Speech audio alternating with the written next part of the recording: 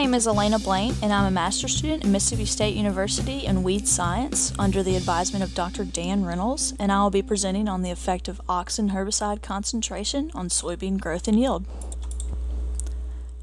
With the herbicide-resistant traits in crops, we are seeing increased weed control options, improved weed control, additional mode of actions, and more flexibility in application timings. The more recent advancements in soybean and cotton seed traits are going to be the Dicamba resistant seed traits and the 2,4-D resistant seed trait. With auxin herbicide being applied in broadcast applications, we are likely to see auxin injury due to tank contaminations and drift to non-target crops. Prior research in cotton has indicated that yield loss can occur from this drift to non-target crops from both 2,4-D and Dicamba. This is the yield reduction from Dicamba and cotton from that previous research that has been done. The left-hand side is the cotton that had the application at the vegetative growth stage, and the right hand is when the application was put out when the cotton was in the reproductive growth stage. The y-axis is percent yield reduction, and the x-axis is the fractional rates that were applied. The 1x rate was 32 fluid ounces per acre of Dicamba. As you can see in the plants that had the vegetative application, you can see that we had a 77% yield reduction in the 1x rate, and then a 19% yield reduction in the 1,256x rate. In the plants that had the application in the reproductive growth stage, we had a 95% yield reduction in the 1x rate and an 11% yield reduction in the 1,256x rate.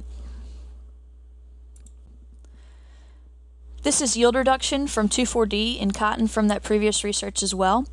This is pulled over both the vegetative application timing and the reproductive application timing.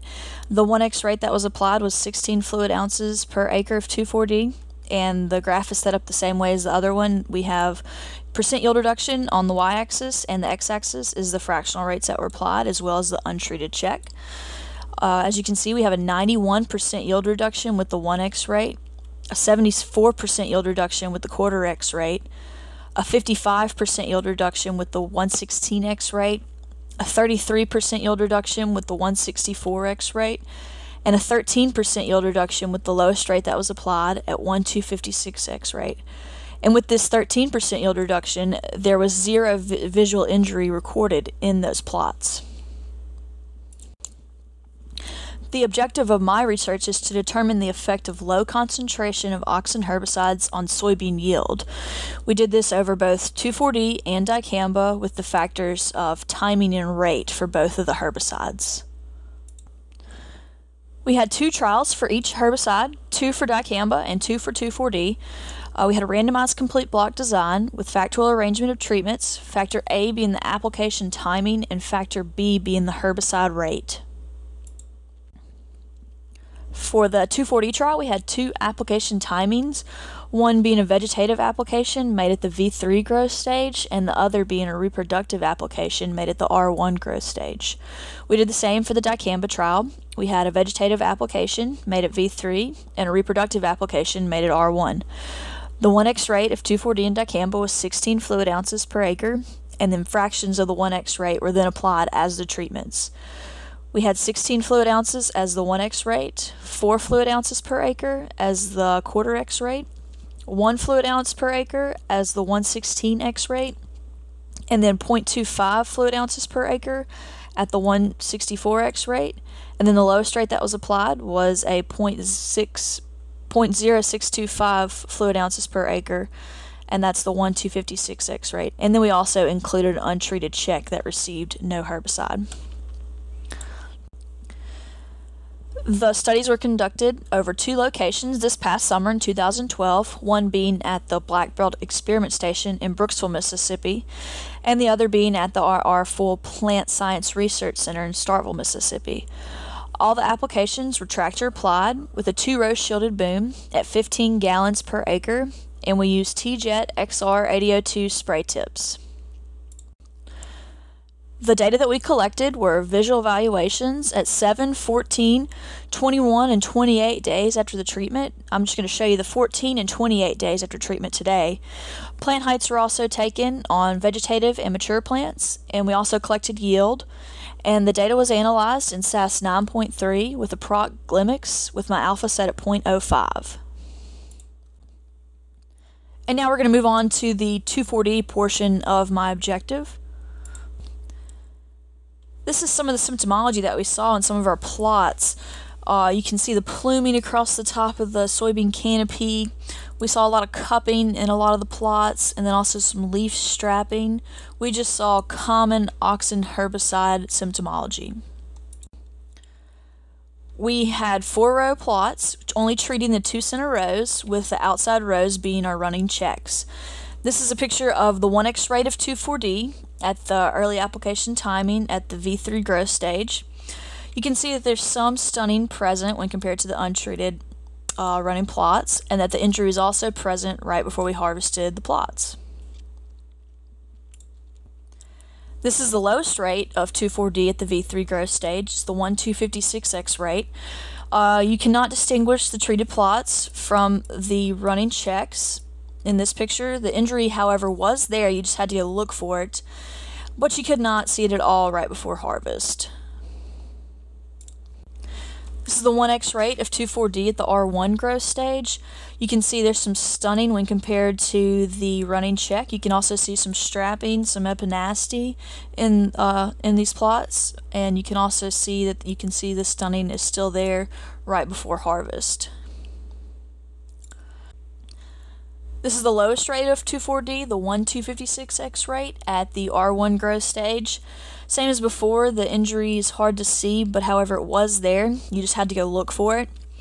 And you cannot tell the difference between the treated area and the untreated check right before harvest. This graph represents 2,4-D injury 14 days after the treatment. On the y-axis we have visual injury as a percentage, and on the x-axis we have the fractional rate that was applied, as well as the untreated check. The green bar represents the plants that received the application in the vegetative growth stage, and the blue bar represents the plants that received the application in the reproductive growth stage. As you can see with the 1x rate, we had greater than 40% visual injury in both the V3 application and the R1 application timing. And in the lowest rate that we applied, the 1,256x rate, we had greater than 5% visual injury in both the vegetative and reproductive application timings. One thing we noticed in the field that was between the 3 lowest rates that we had applied, the 116x rate, the 164x rate, and the 1,256x rate, it was hard to visually tell the difference between the 3 in the field. This graph represents visual injury 28 days after the treatment. Injury overall is lower than 14 days after treatment, so this means that the plants were able to grow out of the injury a little. With the 1x rate, we still had greater than 20% visual injury in both the reproductive and vegetative application timings, and we still had 5% or greater in the lowest rate that was applied in both application timings. This graph represents plant heights from the 2,4-D. These are the early plant heights that were taken after the V3 application. On the y-axis we have the height in centimeters, and the x-axis we have the fractional rate that was applied, as well as the untreated check included. As you can see, with the 1x rate we had some plant stunning when compared to the untreated check. This graph represents plant heights taken after the R1 application.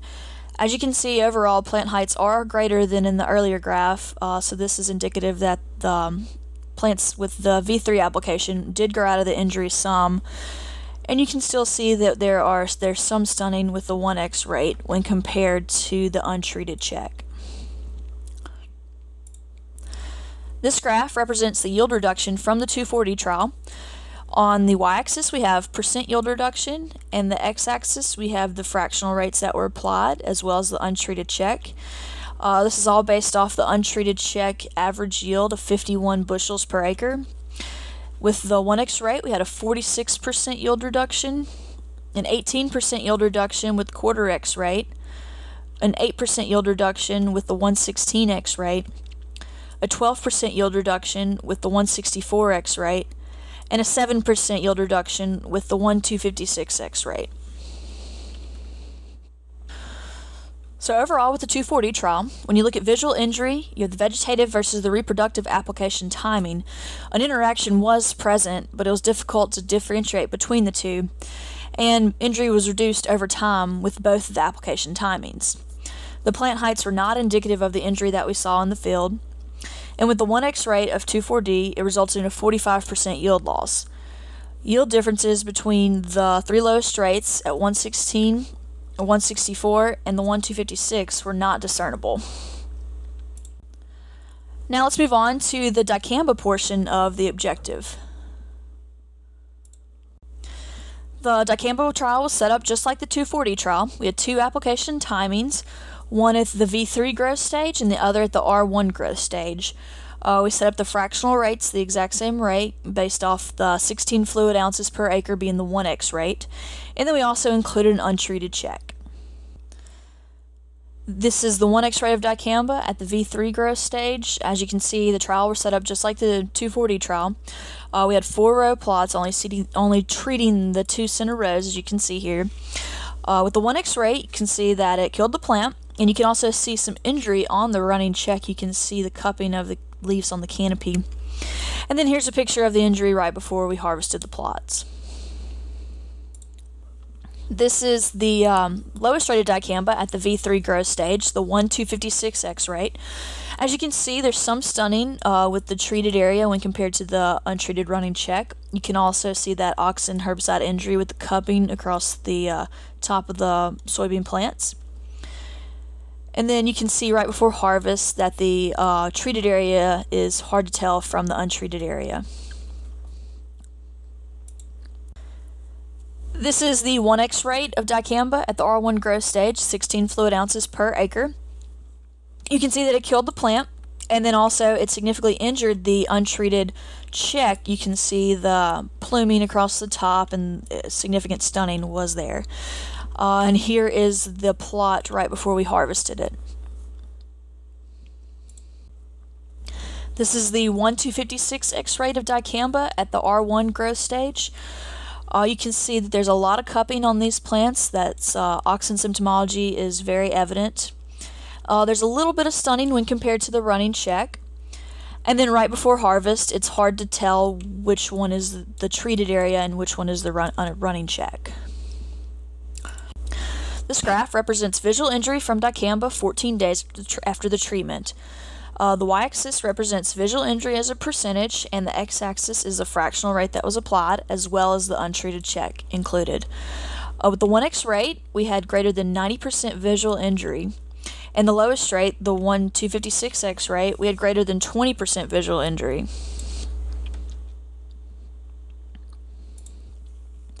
This graph represents the visual injury from the Dicamba 28 days after the treatment. With the 1X rate, you can see that we still have greater than 90% visual injury. And with the lowest rate, we still have greater than 25% visual injury. So there's not much change between 28 days after treatment and the 14 days after treatment. The plant was not able to grow out of the injury like it did in the 2,4-D trial. This graph represents the plant heights from the Dicamba after the V3 application. The y-axis is the plant heights in centimeters, and the x-axis represents the fractional rate that was applied, as well as the untreated check. The green bar represents the plants that received the V3 application timing, and the blue bar represents the plants that received the R1 application timing. As you can see, there is a significant amount of stunting in the 1X rate and the 1/4 X rate when compared to the untreated check plots. As the trend goes, you can see that with there's increasing plant height with decreasing rate. This graph represents the plant heights after the R1 application. You can see that overall plant heights are greater, so they were able to grow out of their injury a little.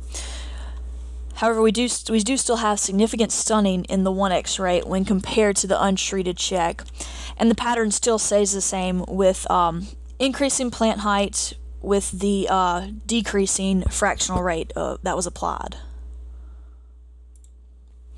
Overall, with the Dicamba trial, we had significant and consistent visual injury between 14 and 28 days after the treatment. Plant height reductions correlate with increased injury, and injury was at least 25% regardless of the rate of Dicamba that was applied. This graph represents the yield reduction from Dicamba by the application rate. On the y-axis, you can see we have percent yield reduction, and the x-axis, we have the fractional rate that was applied, and this is all based off the untreated check yield of 53 bushels per acre. On the 1x rate, you can see we have a 98% yield reduction, an 82% yield reduction with the quarter x rate, a 56% yield reduction with the 1/16x rate, and a 35% yield reduction with the 1/64x rate, and a 22% yield reduction with the 1/256x rate. I just want to point out, you can see that the stair-step pattern is very clear in this graph. With we had an increased percent yield reduction with increasing rate. This graph represents the yield reduction from Dicamba by application timing. So on the x-axis we have percent yield reduction, and on the y-axis we have the plants that received the application in the vegetative growth stage, and the plants that received the application in the reproductive growth stage. And these are all based off the untreated check yield average of 53 bushels per acre. The plants that received the application in the V3 growth stage had a 44% yield reduction, and the plants that received the application in the R1 growth stage had a 53% yield reduction. This graph tells me that the plants are more susceptible to the Dicamba herbicide when they are in the reproductive growth stage when compared to the vegetative growth stage. Overall, from the Dicamba trial, we had a greater yield reduction in plants that received the higher Dicamba rates, and also in the plants that were in the reproductive growth stage. The stair-step pattern was clearly present in the graphs that I showed you. And with the 1/256x rate, we had a significantly reduced yield. Yields were reduced 16 to 29% when compared to the untreated check. Overall, visual injury was generally greater with Dicamba versus the 2,4-D. Plant stunning was also greater with Dicamba versus the 2,4-D trials. And yield loss was also greater with the Dicamba trials versus the 2,4-D trials, with the yield reduction from the 1x rate of the Dicamba being 98% versus 46% with the 2,4-D trials. In the future, we plan to repeat this study again over 2 site locations using both herbicides, 2,4-D and Dicamba, and using both of the factors of timing and rate with both of the herbicides. At this time, I'd like to thank all my advisors and co-workers for helping me with this research, and I'd also like to thank the Soybean Promotion Board for the funding of this research.